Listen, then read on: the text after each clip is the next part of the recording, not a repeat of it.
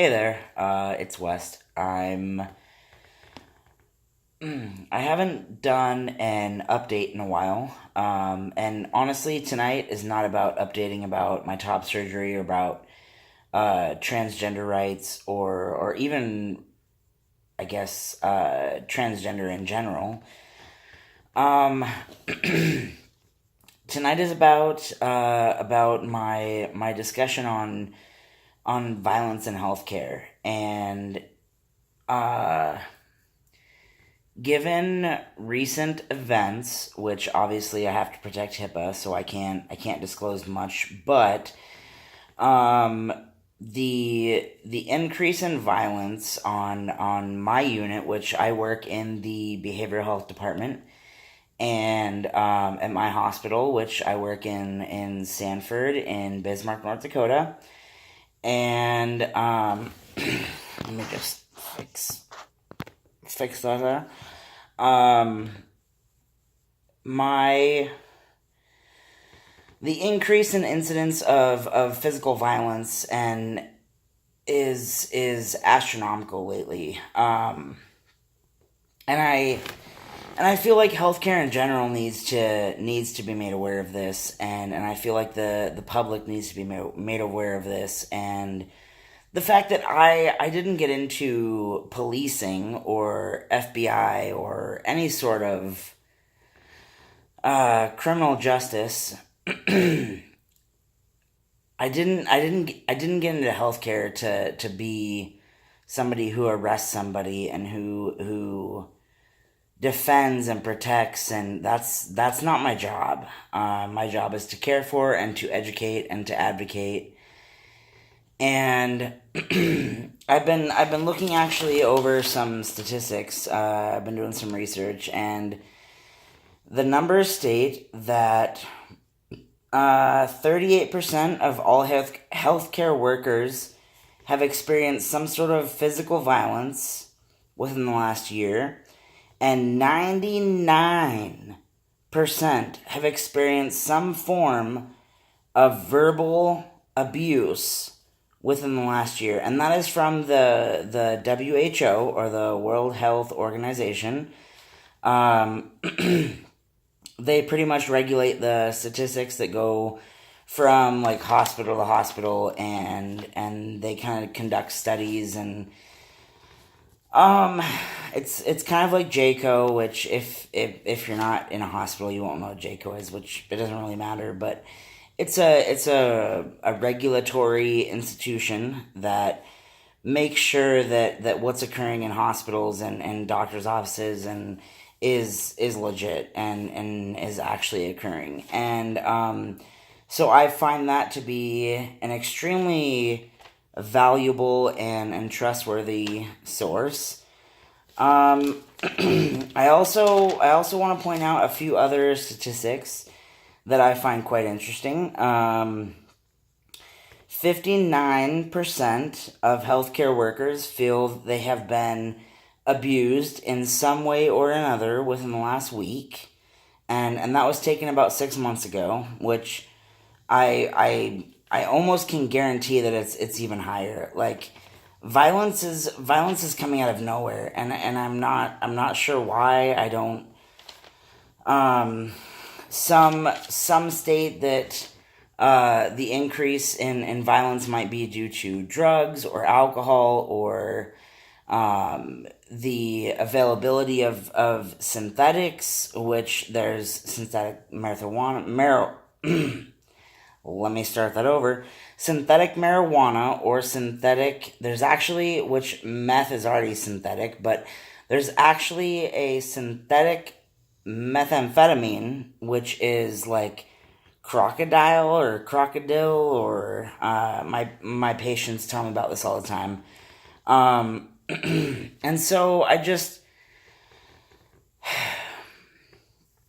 what these substances are doing to our patients, and what I'm being asked of as a nurse, which I'm basically being asked that when something goes wrong and patients are in a fist to fist battle, I'm being told as a nurse that I am supposed to and have to step in, otherwise my license is in jeopardy. And that's what I'm being told by management, which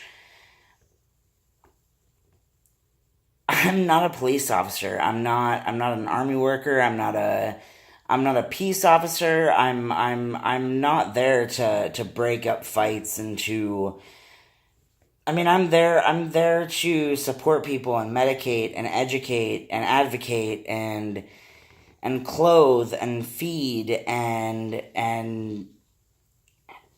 I don't know. I feel like us nurses are being asked a lot lately, and I'm hoping that we can kind of have the public behind our backs right now. I'm here in North Dakota, and I just kind of feel like we're being thrown to the wolves, and we're being told if you don't step in on somebody who's violent, then you're at fault. And it's like, honestly, if I go down, I'm just another patient. If a patient who is being violent against somebody else assaults me and I'm passed out on the floor, like what good does that do anybody? It doesn't, because then I can't assess, I can't medicate, I can't provide for those other people on the unit. And so it's very frustrating. It's very frustrating on a lot of us nurses who are trying to provide appropriate care, and we can't. We can't because we're being told that if we don't do something, then we're at fault. But if we do something, then we're at fault. And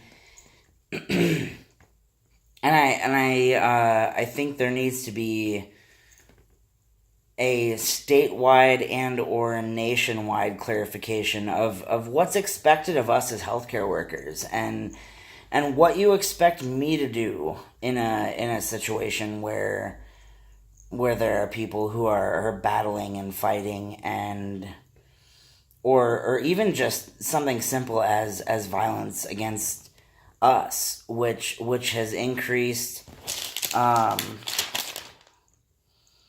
27% in the last 2 years. So that's, I know that these are just written, but I did some research, and I looked it up, and this is unacceptable.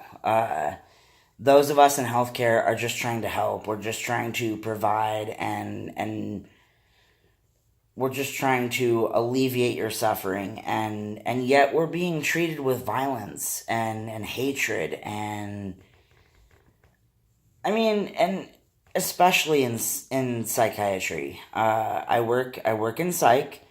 I've been doing it for a long time, and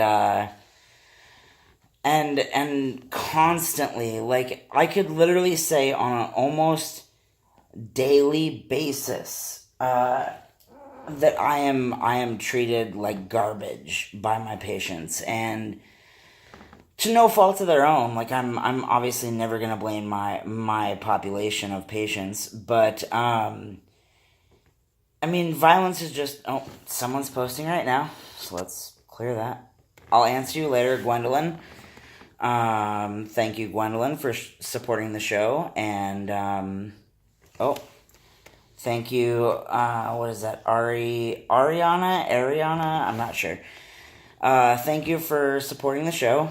I don't know you guys. You're not my friends on Facebook, but thank you. I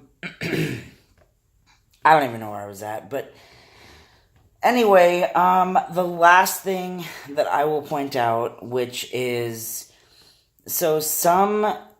actually, I will say a majority of hospitals are going towards uniforms, meaning nurses are one color, techs are one color, CNAs are one color, rad techs are another color, pharmacy is one color, respiratory is another color, and a lot of places are actually finding this to be very dangerous, because there are people who come in looking for drugs or answers or what have you, and they know exactly what color scrub to go after. And I hate to say it, but The statistics say that 78% of all healthcare violence is after a registered nurse. So those of us that are providing the frontline care, the meds, the education, the advocacy,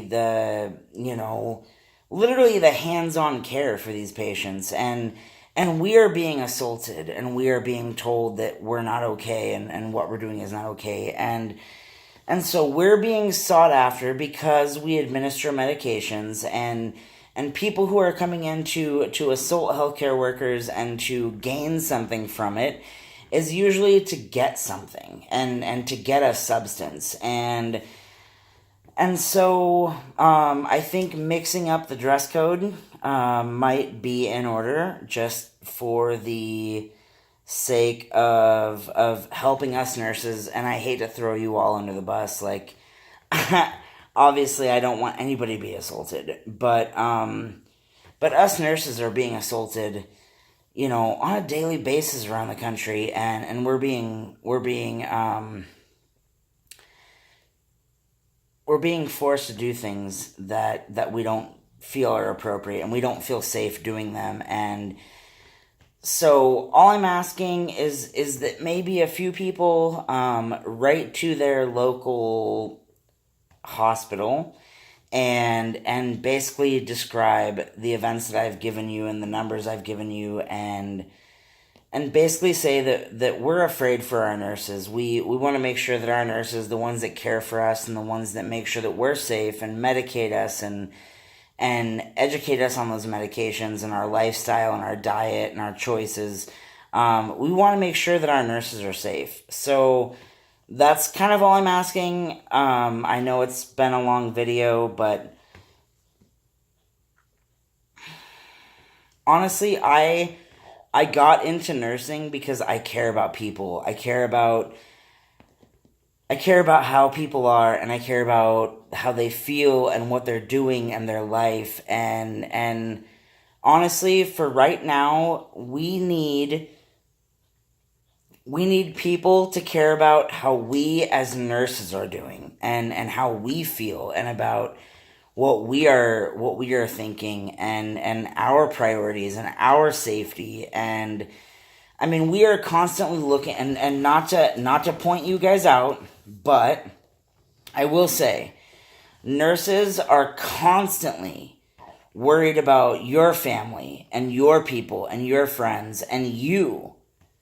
So I feel like it's time for you guys to be worried about us, and our future, and what we can provide, and our safety. And that's all I'm asking. Honestly, I hope you guys that you're listening, and write your hospitals, write your senators, write your House of Representatives.